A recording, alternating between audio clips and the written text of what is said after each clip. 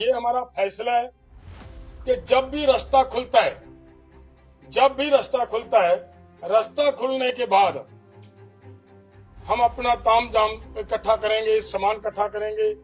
वो सारा सामान आप सबने हमारे से ज्यादा देखा है, घर बांध चुके हैं हम, उनको इकट्ठा करने पे थोड़ा समय लगेगा। सिर्फ उतना समय हम लेंगे और उसके बाद हमारा प्रोग्राम है जो हम दिल्ली की तरफ मतलब कूच करेंगे। माननीय हाई कोर्ट जी का फैसला आया रास्तों को खुलवाने के लिए। हाई कोर्ट के फैसले के बाद जो हरियाणा गवर्नमेंट ने अगले पाछे अपना काम किया वो भी आप सबके सामने है।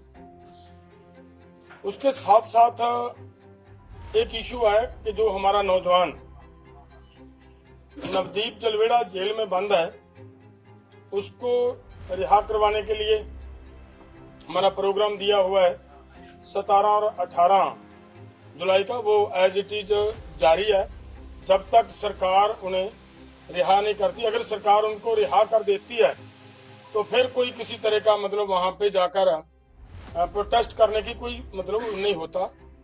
तो अगली बात जो बड़ी इम्पोर्टेंट मैं आप सबके साथ साझी करनी चाह रहा हूं वो भी ये है कि देखिए, जिस समय शुभ कर्म के मैटर के ऊपर चर्चा हो रही थी तो हमारे माननीय हाई कोर्ट की तरफ से हरियाणा गवर्नमेंट के ही एक अधिकारी झज्जर के कमिश्नर साहब को, पुलिस कमिश्नर को ये जांच सौंप दी गई है। ये बहुत अन्यायपूर्वक बात हो रही नजर आ रही है हमारे साथ, क्योंकि जिस समय Punjab and Haryana high court की तरफ से एक रिटायर्ड जज की अगुवाई में एक कमीशन बनाया गया था, उस समय हरियाणा गवर्नमेंट सुप्रीम कोर्ट गई है।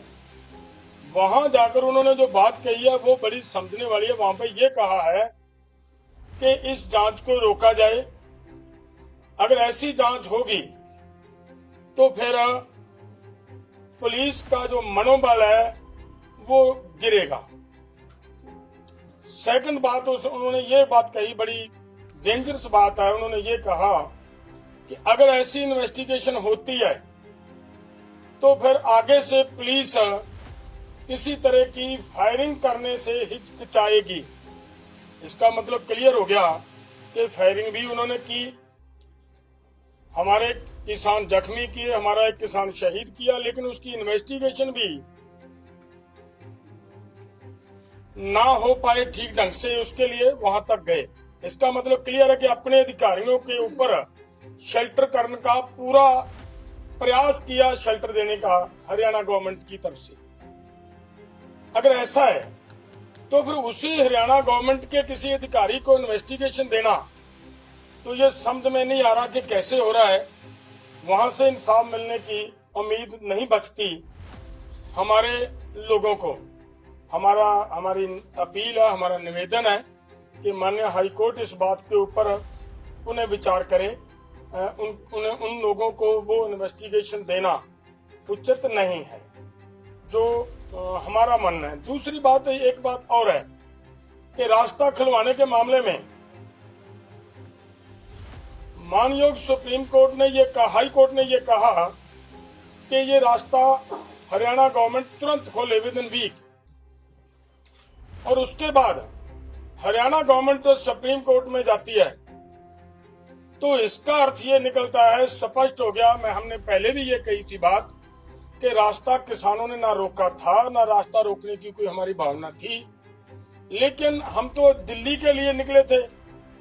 रास्ता तो हमारे आने से 5 दिन 6 दिन पहले ही बंद हो गया था। तो किसानों को बदनाम करने के लिए एक नैरेटिव सृजने का प्रयास किया गया। तो अब हमारे सभी भाइयों को, और खास तौर पर मैं ये कहूंगा व्यापारी भाइयों को, वैसे उनको समझ भी आ रही है, आने लगी है, उनको सबको मिलकर हरियाणा गवर्नमेंट के ऊपर दबाव बनाना चाहिए कि वो रास्ता खोलें और हम अपना प्रोटेस्ट करने का जो हमारा दिल्ली का प्रोग्राम है वो कर पाए। ये हमारा फैसला है कि जब भी रास्ता खुलता है, रास्ता खुलने के बाद हम अपना ताम जाम इकट्ठा करेंगे, सामान इकट्ठा करेंगे। वो सारा सामान आप सबने में हमारे से ज्यादा देखा है, घर बांध चुके हैं हम, उनको इकट्ठा करने पे थोड़ा समय लगेगा। सिर्फ उतना समय हम लेंगे और उसके बाद हमारा प्रोग्राम है जो हम दिल्ली की तरफ मतलब कूच करेंगे।